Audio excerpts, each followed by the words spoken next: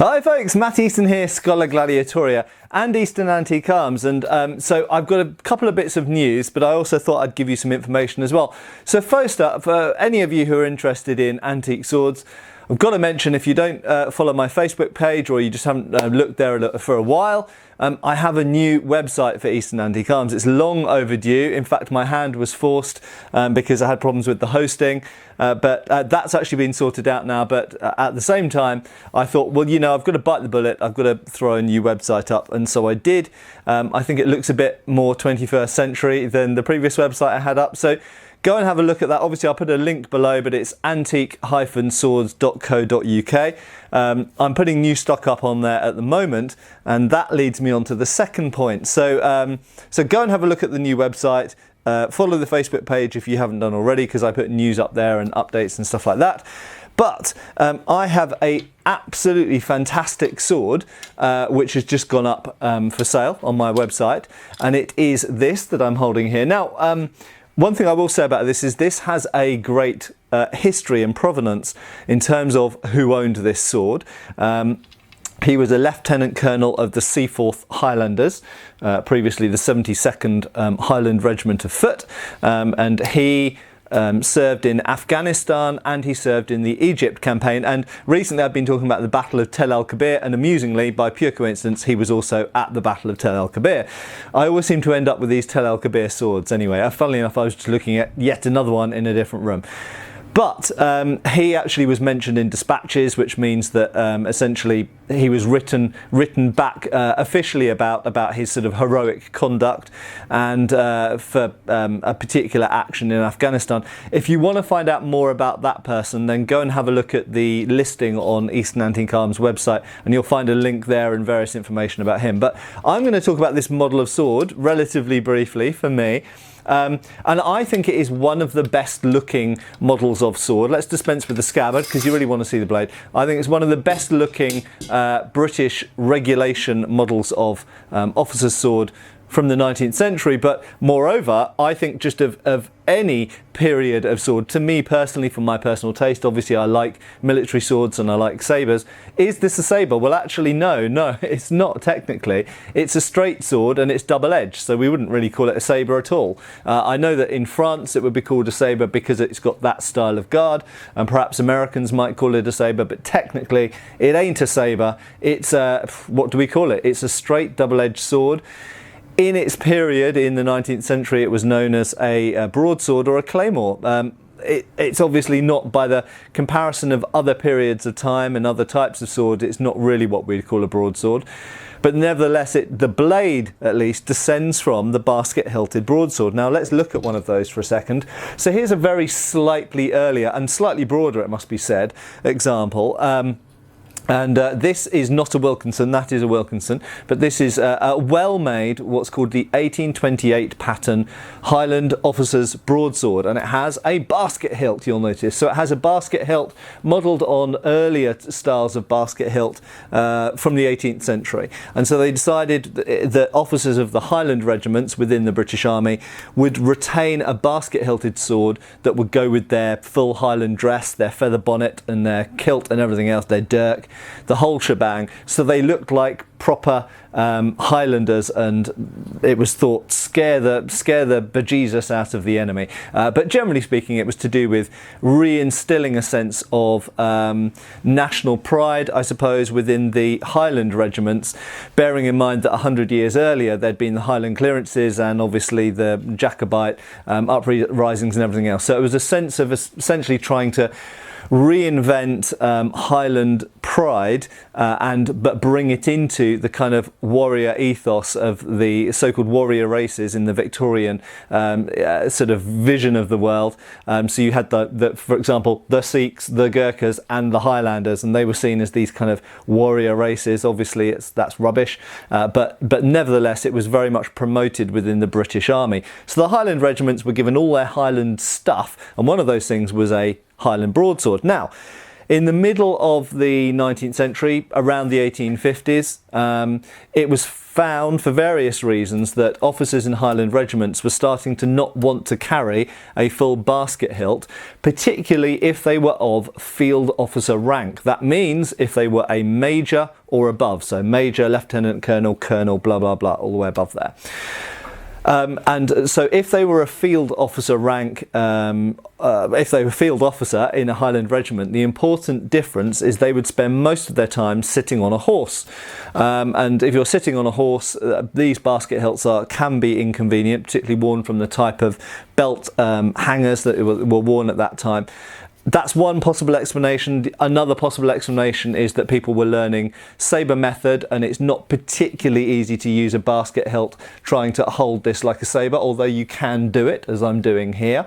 But the basket with those side branches does conflict, or can conflict, depending on the design, with the side of the hand there if you're trying to hold it in a saber grip. Although, as I show here, you can do it. And there are some basket hilts, in fact this is an example, where the branches, instead of coming in at the side, come in at the front, and so enable you to do that. I've spoken about that in other videos.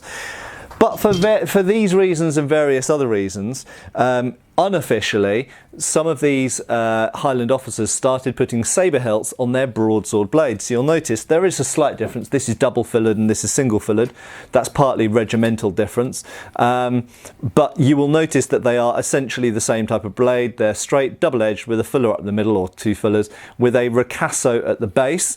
I will also note that if you look at the ricassos, they always have these characteristic grooves at front and back, and that is modelled on the on certain types of late 14th and early 15th century sort of Type 20, I think it is, in Oakeshott typology blades, which are found from Italy, and they were exported to Scotland and found their way eventually onto basket hilts. And so this type of blade does actually have its descent all the way back to swords, medieval swords, arming swords, from the beginning of the 15th century, or around the year 1400, which is kind of interesting. So we kind of got a medieval blade on a 19th century hilt. Now, a little bit about the hilt. When they came to use hilts, this was a particularly popular, and I think one of the most beautiful saber hilts ever devised. This is, of course, plated. It is nickel plated over steel, so it is a steel guard. It's called the strength and advantages of steel. But this pattern, sometimes known as the acanthus pattern or scroll hilt, is perhaps more correctly originally known, when it was devised in the 1840s, as the Sind irregular cavalry pattern. That doesn't really roll off the tongue, does it? But it's because John Jacob and the Sind irregular cavalry were quite pioneers in weapons, and they seem to have either come up with this hilt, or maybe it existed already and they kind of adopted it. But in Wilkinson's ledgers, this is, in the early ones, this is recorded as the Sind pattern hilt. In fact, from 1857 onwards, this design of hilt became more famous as the Royal Engineers hilt, which I've spoken at again in previous videos. But the 1857 Royal Engineers hilt is made in brass, so technically we should just refer to it, I think, as a scroll hilt. And in fact, from about 1860, or maybe even earlier, maybe about 1858 onwards, in Wilkinson's ledgers, which are the best records we have surviving from the period, that's the only reason I refer to Wilkinson exclusively, because there were many other good makers like Pillin and Mole and Manton and Thurkel and so on. But Pillin referred to this hilt as the scroll hilt, okay? And scroll hilts were very popular amongst Indian serving officers, but equally officers going anywhere where they thought that they might have to use their sword. It's a very good hilt because it's very protective. The holes are relatively small, so despite the fact that the holes reduce the weight of the hilt, you go, why not have a solid hilt? Solid hilts are heavier, so you can still have a thick steel guard. You don't have to make it of sheet steel. Still thick steel guard, but by putting holes in it, you reduce the weight. But by keeping the holes in a regular shape and relatively small, you reduce the chances of weapons being able to penetrate through there. And it's just really super sexy, basically, isn't it? It's a really good looking hilt. So there we go. This is the Scottish, what we call it, the Highland field officer's sword. And these came about by marrying the earlier broadsword blade, which officers of lesser rank still retained the basket hilt, but from major and upwards, they started marrying the saber hilt, the scroll hilt specifically, occasionally a 3-bar hilt as well, it has to be said, but a saber hilt with the broadsword blade. And this seems to have started happening in the 1850s and 60s unofficially, and by about the 1870s, it seems to have become semi-regulation, and by the 1880s it was completely and utterly regulation, and basically every Highland field officer stopped carrying a basket hilt. And in many cases, I think as they progressed up the ranks, they kept their blade and they just had the hilt changed for the saber hilt.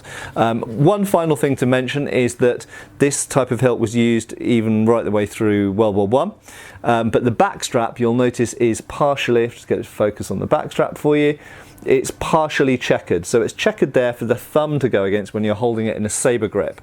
Okay, so it's smooth down here and it's checkered up here. If the entire backstrap is checkered and the backstrap is straight, you'll notice this is kind of a bit rounded. It has a bit of a curve to it here and it's rounded this way. If it's more flat and squared off and straighter, that type of backstrap came in 1895 and was copied from the 1895 the new model of infantry officer's sword of 1895 pattern. So if it has a partially checkered backstrap, it's almost always before 1895, and if it has a fully checkered backstrap which is straight, it's always after 1895. But these were carried on right the way through to kind of George V's time. This is a Victorian example. This is in fact from 1889, and it's just a wonderful, beautiful sword. If you want to see some nice photos of this, again, go to the Eastern Antique Arms website, have a look, and you can read up about the officer whose surname Brooke Hunt, Lieutenant Colonel Brooke Hunt. You can read up about the account of how he came to be mentioned in dispatches. Anyway, cheers a lot for watching, and I'll see you guys soon for another video. Cheers! Thanks for watching. We've got extra videos on Patreon. Please give our Facebook a like and subscribe if you haven't already. Cheers, folks.